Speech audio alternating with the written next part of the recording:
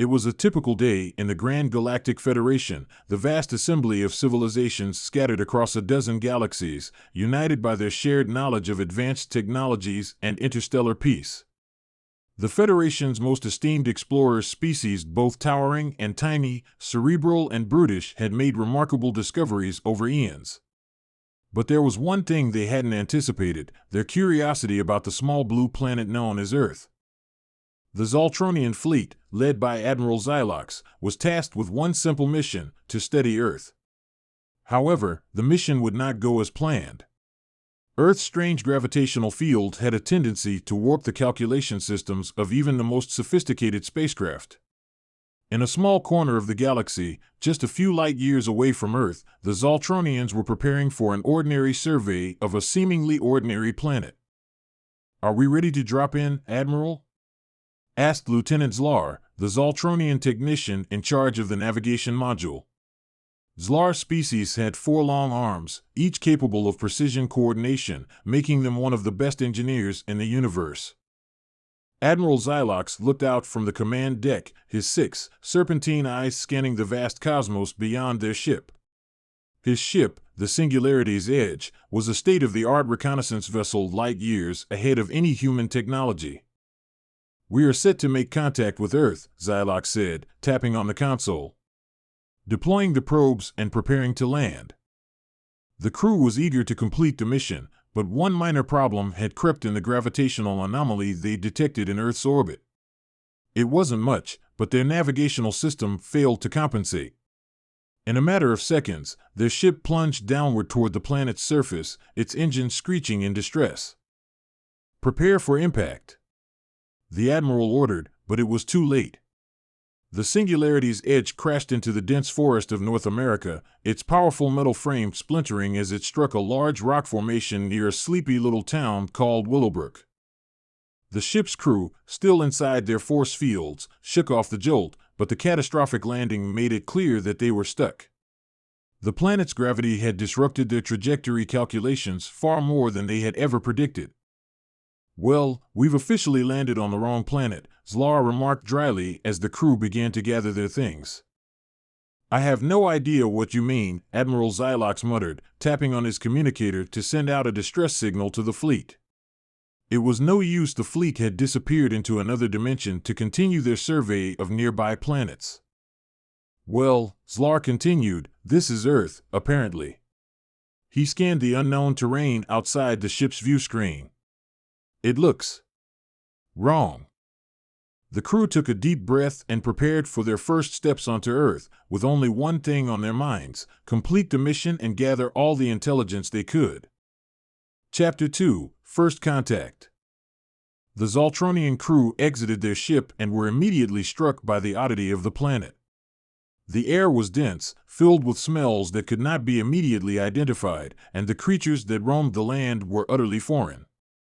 Most alarming of all, the humans appeared to be quite small. Their study on Earth's creatures had not accounted for one important thing: Earth's inhabitants were all extremely diminutive when compared to the galactic average. The Zoltronians, towering giants by comparison, were accustomed to encountering larger, more evolved species, humanoid beings far larger than the humans of Earth.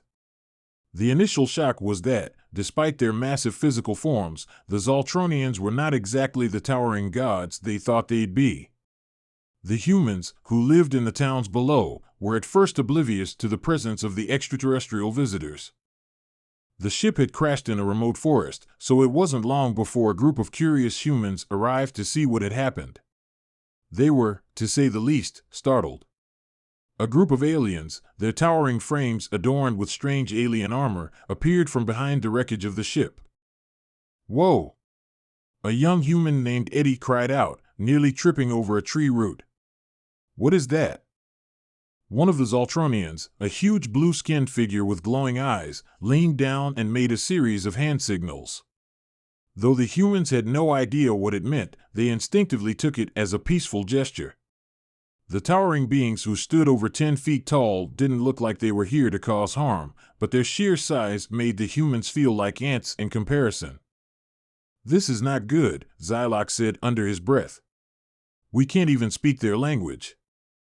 But that was before the humans tried to communicate.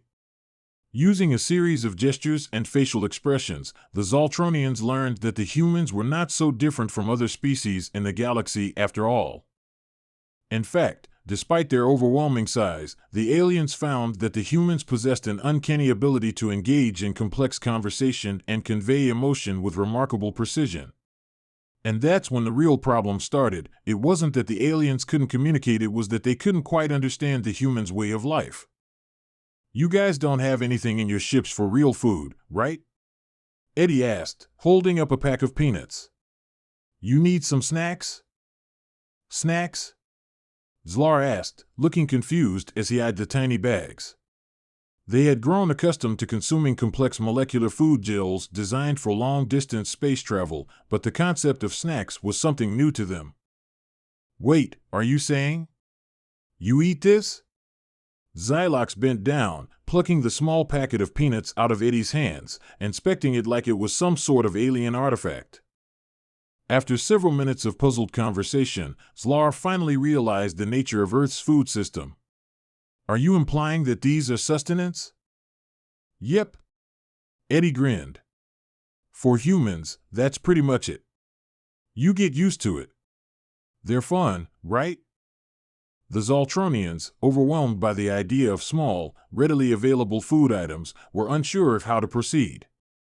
"Well, I suppose size doesn't matter here as much," Zlar said, attempting to make sense of the situation. "I mean, if these peanuts can sustain them, maybe we've been overestimating the importance of larger size all this time." Chapter 3, Size Matters, or Does It? After the initial shock of meeting such tiny creatures, the Zoltronians began to question their preconceptions. For generations, their species had been obsessed with physical size, believing that larger beings held power and importance in the galaxy. But as they spent more time with the humans, they began to see that Earth's inhabitants had figured out something they had overlooked: size didn't matter in the ways they had assumed. It wasn't long before the Zoltronians were interacting with the humans in more meaningful ways. The humans introduced them to the world of sports, where their own alien size became a significant disadvantage.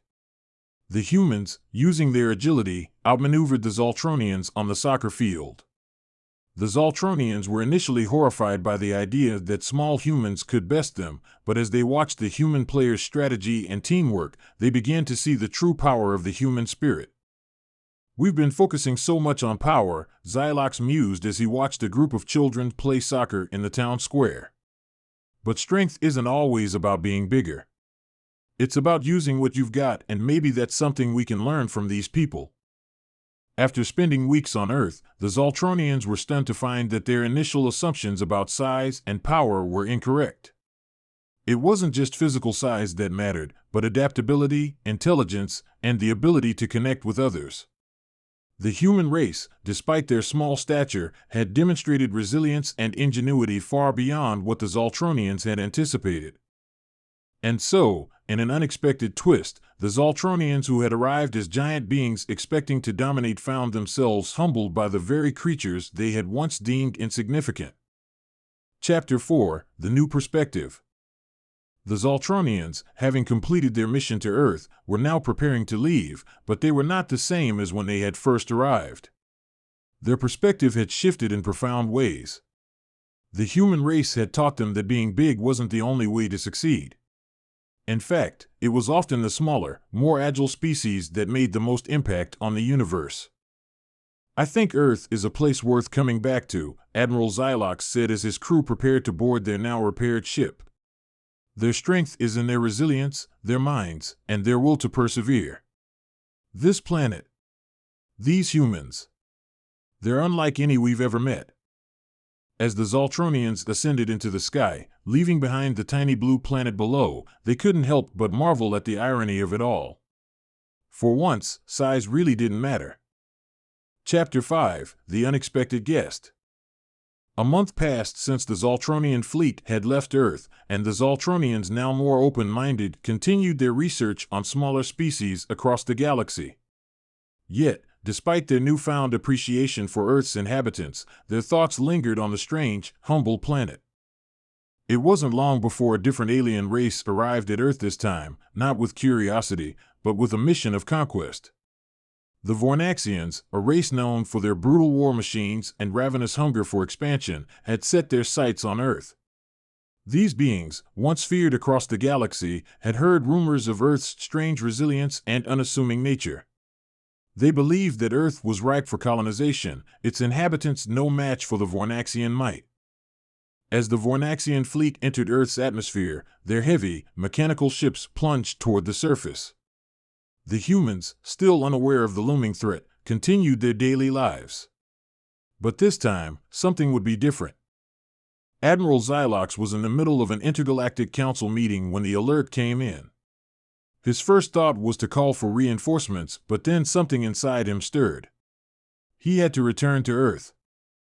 "Prepare the fleet for emergency departure," Xylox ordered. "We need to stop the Vornaxians before they destroy everything we've learned." Chapter 6: The Return. The Zoltronians arrived just in time. The Vornaxian warships were descending upon Earth's atmosphere with ruthless efficiency, their weapons ready to unleash destruction. As the Vornaxians began deploying massive mechanical soldiers on the planet's surface, it seemed like humanity's peaceful existence would be shattered forever. But instead of fighting the Vornaxians with brute force, the Zoltronians had a different plan. "We may be large, but Earth has its own strengths," Admiral Xylox said to his crew. "It's time we put what we've learned to the test." The Zoltronians landed their ships in the middle of a vast human city, where the Vornaxians had just begun to deploy their forces. The Zoltronians, instead of engaging in direct combat, went to work behind the scenes. They quickly connected with the humans' top strategists, scientists, and engineers, forming a united front to counter the Vornaxian threat. The Vornaxians, accustomed to overwhelming force and terror tactics, were caught off guard by the humans' quick thinking and the Zoltronians' newfound tactical approach. The humans, small in stature but large in creativity, used their knowledge of their environment to sabotage the Vornaxian machines, while the Zoltronians provided logistical support from above, ensuring the humans had the tools they needed. In one particularly daring move, a group of human engineers, led by a brilliant inventor named Sarah, managed to infiltrate a Vornaxian communications relay and trick their warships into firing on their own forces. "You've got this, Sarah," Xylox shouted over the communicator. "They won't know what hit them." Chapter 7: A Galactic Lesson. The battle raged for hours, but the teamwork between the Zoltronians and the humans proved more than a match for the Vornaxian onslaught. Slowly but surely, the Vornaxians were pushed back, their war machines disabled and their soldiers retreating. By the time the dust settled, Earth had emerged victorious not because of sheer might, but because of an unexpected alliance between two vastly different species, who both learned that size and brute strength weren't the most important factors in success. The Vornaxian fleet, now crippled, was forced to retreat back into deep space. The Zoltronians, grateful for the humans' ingenuity, offered to help them rebuild any damage caused during the conflict. But instead of relying on their overwhelming strength, the Zoltronians opted for a cooperative approach. They helped humanity design new technologies that could defend against any future threats, while also continuing to learn from their newfound friends. As Xylox surveyed the human cities from above, he was filled with a sense of awe. The humans, despite their small size, had proven that they were capable of great things. They had shown the Zoltronians that resilience, intelligence, and adaptability were more powerful than size and power. Chapter 8: The Unlikely Alliance. Months later, after the Vornaxian threat had been neutralized, the Zoltronians and humans continued to work together in harmony. A formal alliance was forged between the two species, bringing new opportunities for technological advancement, peace, and cooperation. The Zoltronians, once the towering giants of the galaxy, now saw themselves as equals to the humans, sharing knowledge and resources. As Xylox and Eddie, one of the human leaders who had worked with him during the Vornaxian conflict, stood on the steps of the United Nations building, they looked out over the city together. "Who would have thought," Eddie mused, "that a bunch of little humans could end up saving the day?" Xylox chuckled, his massive form dwarfing the small human. You'd be surprised, Eddie. Earth has a lot more to offer than meets the eye. In the years that followed, the alliance between the Zoltronians and the humans brought about a golden age of exploration and peace. The Zoltronians, who had once seen themselves as the galaxy's apex species, had come to respect Earth's inhabitants not for their physical might, but for their incredible ingenuity, resilience, and heart. They had learned a valuable lesson: sometimes, the smallest beings can have the greatest impact. Chapter 9: The Invitation. One evening, as Xylox looked out over Earth's horizon, he received an unexpected transmission from an unknown source.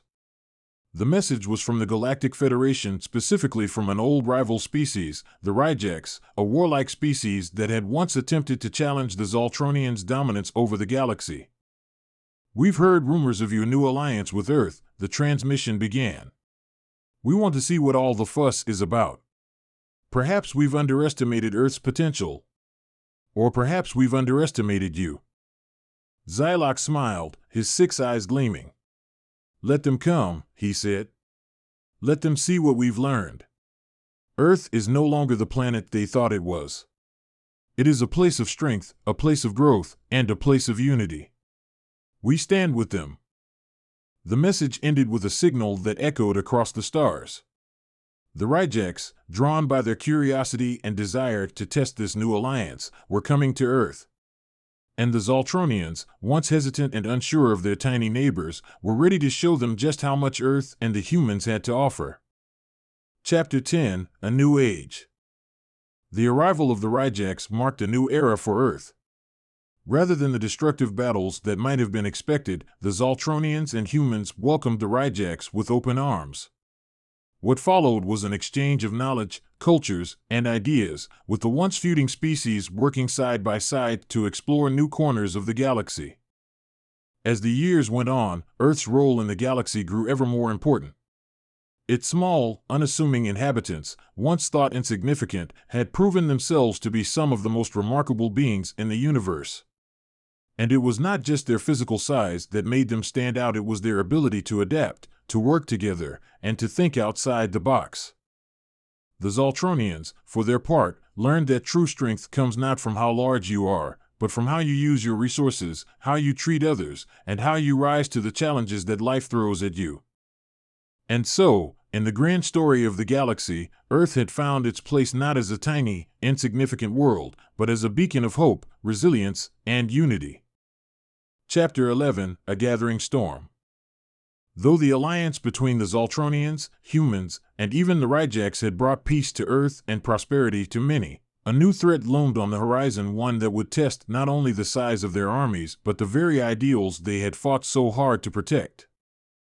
In a distant part of the galaxy, a dark force was rising. Known as the Centauri were an ancient species of artificial intelligence created by a long-lost race. They had evolved beyond their creators and had grown obsessed with perfecting the universe through ruthless efficiency and complete control. The Centauri believed that organic life, with its unpredictable behaviors and imperfections, had no place in their vision of the cosmos. Their goal: to eradicate all organic species and replace them with machines that could never falter. The Centauri had been watching Earth for some time, fascinated by the remarkable humans and their growing influence in the galaxy. They saw Earth as a potential obstacle in their pursuit of galactic domination. Admiral Xylox, now fully aware of the consequences of underestimating a seemingly unimportant planet, received an urgent transmission from an old ally, a respected member of the Galactic Federation. The message was simple but chilling. "Prepare yourself, Xylox. The Centauri are coming. And they won't stop until they have total control." Chapter 12: The Centauri Invasion. The Centauri fleet, a vast array of sleek, black warships bristling with weaponry, emerged from deep space and set course for Earth. Unlike the Vornaxians, who had relied on brute strength, the Centauri were cold, calculating, and entirely efficient. Their approach was a silent one: no threats, no demands, just an unstoppable march toward Earth's atmosphere. Admiral Xylox, deeply troubled by the news, immediately called for an emergency meeting of the Zoltronian Council. They needed to prepare the humans for the coming storm. This time, their physical size would be of no use. The Centauri's strength lay in their technological perfection, and it would take more than brute force to stop them. "We've been through challenges before," Xylox said, addressing the council. "But this is different. The Centauri are not like anything we've faced. They're ruthless, relentless, and their only goal is the complete annihilation of all organic life." On Earth, the news of the incoming invasion spread quickly. Governments, military forces, and citizens all worked together in an unprecedented show of unity, but many still felt small and insignificant compared to the machine army bearing down on them. Even with the help of the Zoltronians, the odds seemed insurmountable. Sarah, the brilliant engineer who had played a key role in the previous battle with the Vornaxians, gathered a group of the brightest human minds. Together with the Zoltronians, they began designing a new kind of weapon, a weapon that could strike at the heart of the Centauri's cold, calculating nature. "We need to outthink them," Sarah said as she laid out her plans. "The Centauri are machines. And like all machines, they have a weakness. We just need to find it." Chapter 13, The Heart of the Machine. As the Centauri fleet entered Earth's orbit, the Zoltronians and humans put their plan into motion. The Zoltronians had developed a powerful neural network to assist in combating the Centauri's artificial intelligence, but even with the best technology, the odds were still stacked against them. Sarah's team, working with the Zoltronian engineers, had developed a virus, a code that could infiltrate the Centauri's mainframe and disrupt their perfectly ordered systems. It was a risky plan, one that required sending a human volunteer into the heart of the Centauri's command center. The virus had to be injected directly into their core, a place where no one had ever dared to venture. It was a human, once again, who volunteered. Eddie, the same young man who had helped defeat the Vornaxians, stepped forward. He had grown into a fearless leader, one who believed in the power of human ingenuity. "I'm not a soldier," Eddie said, "but I know this: if we don't try, we lose. And we're not going to lose. Not today." Xylox, though deeply concerned for Eddie's safety, understood. "You're not alone, Eddie. We will be with you, every step of the way." The plan was set in motion.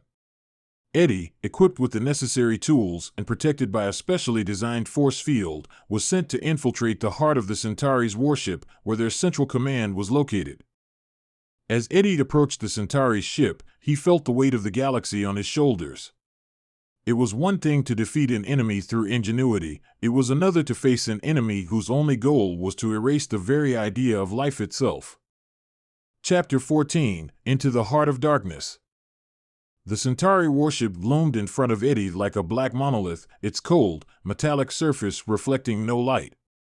As he approached the entrance, the ship's automated defense systems came to life, firing beams of energy toward him. With his heart pounding, Eddie dodged and weaved through the beams, relying on his instincts and quick thinking. The force field surrounding him shimmered with each blast, but it held strong, allowing him to press forward. With each step, he grew closer to his destination, the core of the Centauri's operation.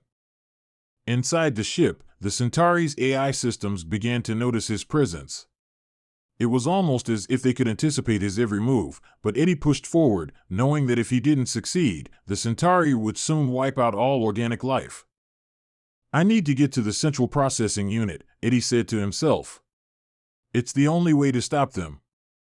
The path to the central command was filled with traps and enemy Centauri drones designed to stop any intruders. But Eddie, aided by the Zoltronian guidance system in his suit, was able to evade them all.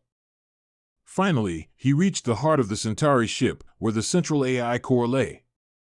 He approached the console, inserted the virus, and activated it. The system began to tremble as the virus took hold, sending waves of interference through the ship's network. Chapter 15, The Great Disruption. For a moment, everything went quiet. The Centauri's war machines began to falter, their movements sluggish as the virus spread through their systems. The AI, once flawless in its calculations, was now compromised. The Centauri fleet, so carefully coordinated, began to collapse into chaos. Eddie, exhausted but triumphant, smiled as he watched the central core flicker. "It worked," he whispered. But the victory was not yet complete.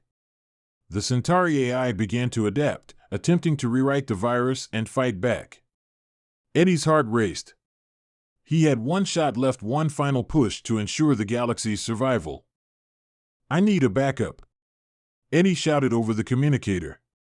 "I can't do this alone." Xylox, who had been monitoring the situation from orbit, immediately dispatched a team of Zoltronian engineers and hackers. Working in tandem with Eddie's actions, they managed to overpower the Centauri's adaptive systems. The virus was no longer just a disruption, it was a complete collapse of the Centauri's command network. Chapter 16, Victory and Beyond. With a final burst of energy, the Centauri's warships powered down. Their fleet, now crippled beyond repair, began to drift aimlessly in space. The once dominant force was no more. The galaxy had been saved. The Zoltronians and humans, working together, watched as the last remnants of the Centauri war fleet were neutralized. Earth had been protected not by size or strength, but by a combination of ingenuity, teamwork, and the resilience of its people. Eddie, exhausted and covered in sweat, was greeted by a cheering crowd of Zoltronians and humans. Xylox, standing beside him, placed a hand on his shoulder. "You did it, Eddie. We did it. Together." The human victory over the Centauri would become a tale passed down through generations, a story of how size doesn't matter when the strength of the heart, mind, and unity prevails. The alliance between humans and Zoltronians was stronger than ever, and the future was brighter than anyone had ever imagined. Chapter 17, New Frontiers. With the Centauri threat eliminated, the galaxy began to shift into a new era. Earth, once thought of as insignificant, had now become a center of collaboration and innovation. As the Zoltronians and other galactic species worked side by side with humanity, new technologies were developed that allowed for peaceful exploration of the stars. No longer were they bound by their differences' size, power, or origin. Instead, they embraced the idea that unity, creativity, and intelligence were the true keys to success. Admiral Xylox, standing on Earth's soil for the first time without any fear or doubt, looked toward the stars. "This is just the beginning," he said. "The galaxy is full of potential. And with humanity by our side, there's no limit to what we can achieve." The Zoltronians, the humans, and their newfound allies had proven that together they could overcome any challenge, no matter how big or small. Chapter 18, A New Challenge. The galaxy, still recovering from the defeat of the Centauri, was brimming with a new sense of hope. Earth had become a shining example of what unity, creativity, and ingenuity could achieve. The Zoltronians, now partners with humans, had embraced the opportunity to explore new frontiers, both in space and in understanding themselves. However, the peace that had settled over the galaxy was fragile, and a new challenge was on the horizon, one that no one had expected. The peace was interrupted by a series of strange phenomena, a pattern of disturbances in the very fabric of space-time. Ships disappeared without a trace, planets seemed to warp and shift, and mysterious energy surges radiated from the outer reaches of the galaxy. The disturbances were so erratic that they couldn't be predicted or analyzed. Worse yet, they were spreading rapidly toward Earth. Admiral Xylox, together with the leaders of Earth, convened an emergency council to investigate the situation.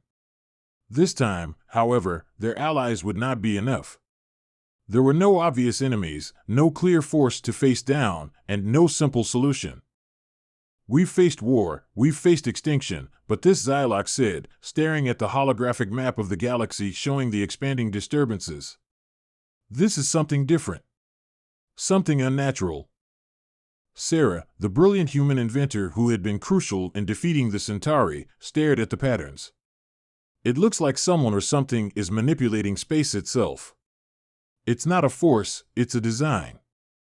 We need to find the source of these disturbances before they reach Earth, Eddie added, standing next to Sarah. But how do we even begin to track something that bends reality? Chapter 19, The Architect. The more the council studied the disturbances, the more it became clear this was not a natural occurrence. Something was controlling them. A quiet dread settled over the council. The very fabric of spacetime was being manipulated by a force far more intelligent and calculated than anything they had encountered before. We can't just sit back and wait for this to reach Earth, said Sarah, her voice sharp with determination. We need to confront it, and we need to find out who or what is behind this. Xylox agreed, but there was one problem. The disturbances seemed to be linked to a strange, almost untraceable energy signature, a signature that defied all known science. In an unprecedented move, the Alliance called for help from a mysterious entity that had long been thought to be a myth. The entity was known as the Architect, an ancient being that some believed had been responsible for creating the galaxy itself. Legends told of a figure who had designed the very laws of physics and reality, but the Architect had disappeared long before any civilizations could comprehend its power.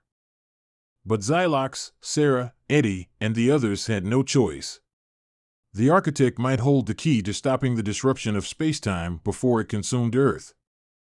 After sending a carefully worded transmission into the unknown corners of the galaxy, the group waited. For days, there was no response.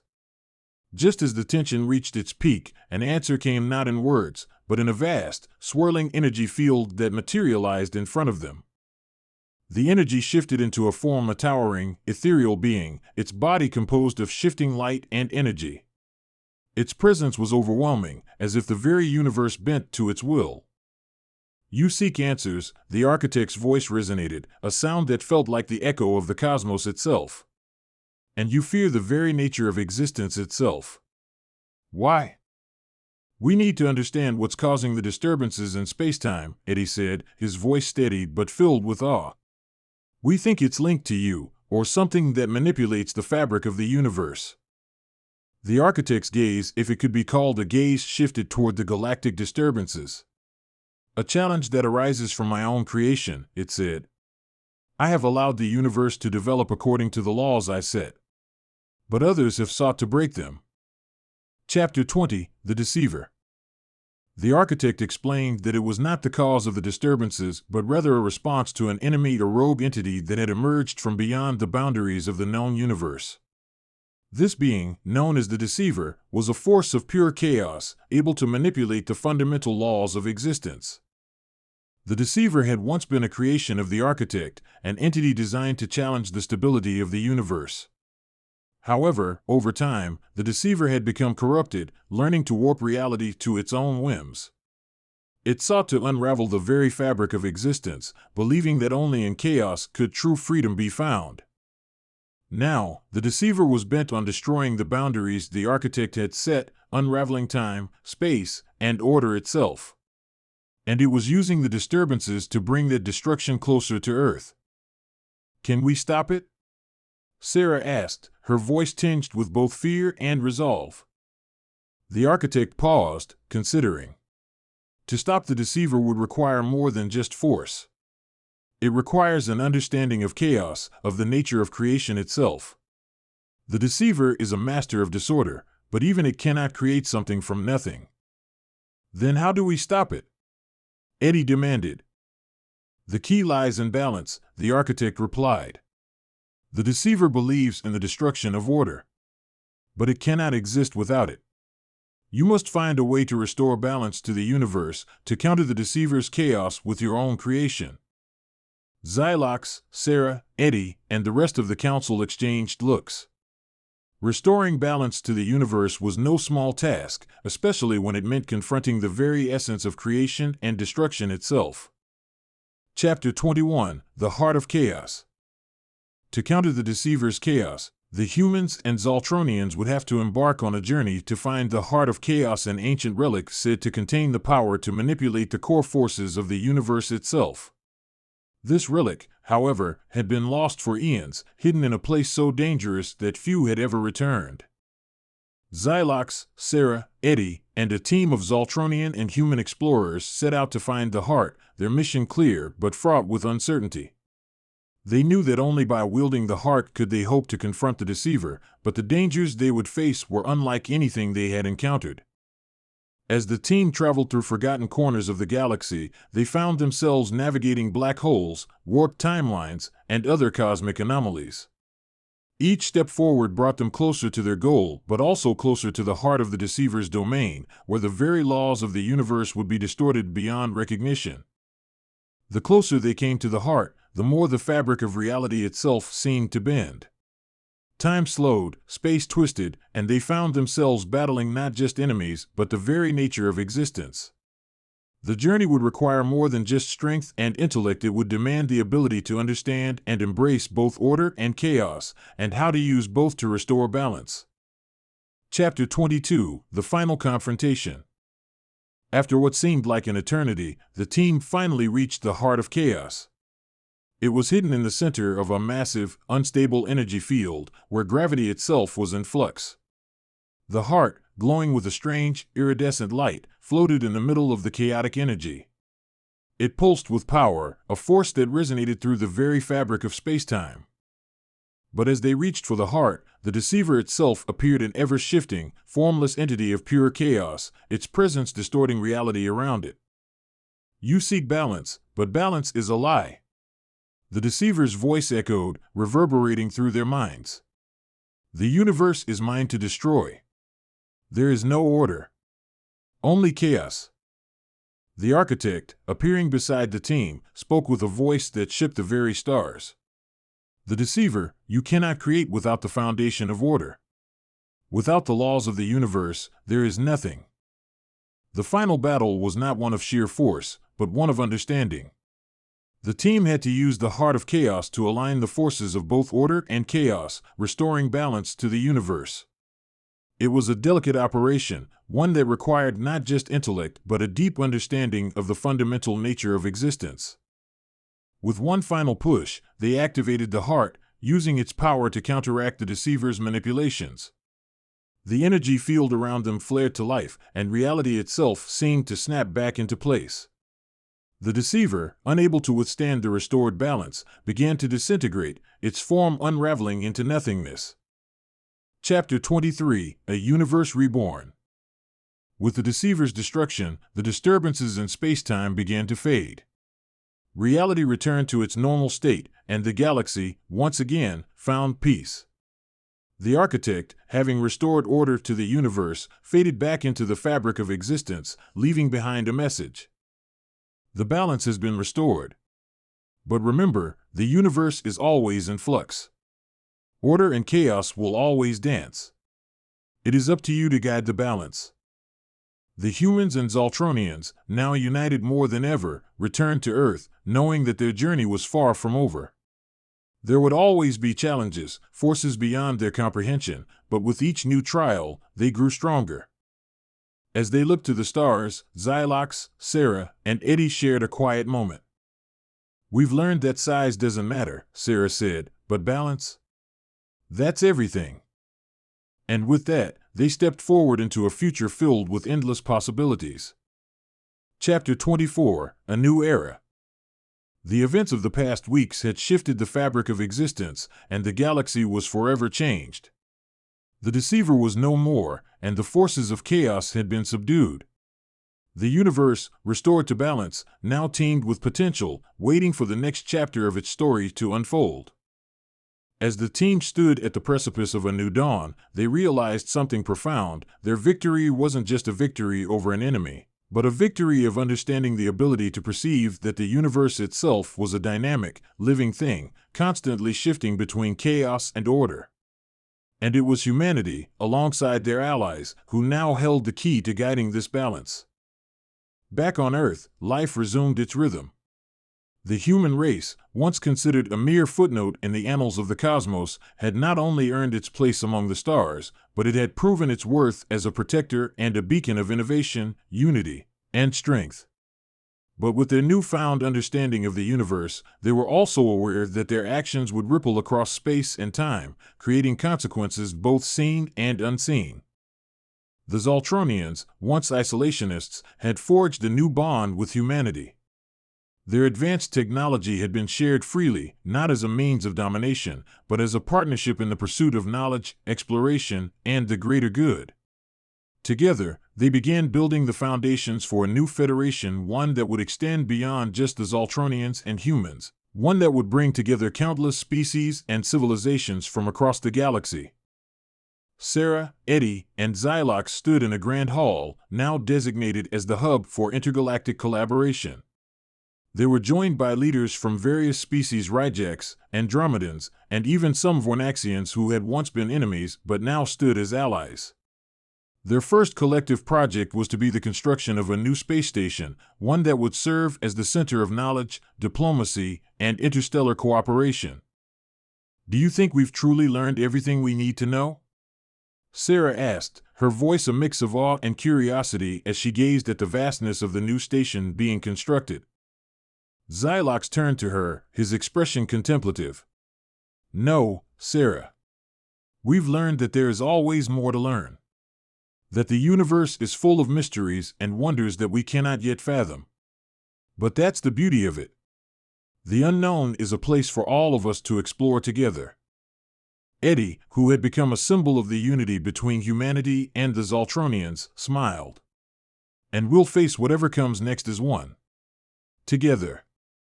As the station's construction continued, the first ships departed Earth's atmosphere once again, venturing toward the farthest reaches of space, beyond the known borders of the galaxy. The Zoltronian ships, once imposing symbols of military might, now served as vessels of exploration, cooperation, and learning. But even as they looked toward the future, there was a lingering sense that the universe was never truly static. New threats might emerge, as always happened in the cosmos. The forces of chaos and order would continue to challenge one another. Yet, after everything they had faced, the alliance between the humans and their intergalactic partners stood firm, stronger than ever. And so, as Earth entered this new era, a new philosophy emerged: size doesn't matter, but unity, creativity, and balance, these are the true forces that shape the destiny of the universe. Epilogue: The Endless Journey. Years passed, and the galaxy thrived in an unprecedented era of peace and exploration. New worlds were discovered, and old alliances were strengthened. The Heart of Chaos, once a powerful and dangerous relic, was now housed in a shared museum, a symbol of the struggle for balance between order and chaos. Eddie, Sarah, and Xylox continued to lead the charge into new frontiers, mentoring the next generation of explorers, scientists, and leaders. As they grew older, they came to understand that their journey was far from over. The vastness of the universe was still as mysterious as ever, filled with challenges that no one could predict. But as Earth and the other civilizations worked side by side, they were not daunted. They knew that the most important lesson they had learned was one that would carry them forward, that together, they could face anything. The stars, once a distant, unreachable expanse, were now their home, a place of infinite possibilities. And in the heart of that infinity, they found their purpose, not in conquering or dominating, but in understanding, exploring, and preserving the delicate balance of the cosmos.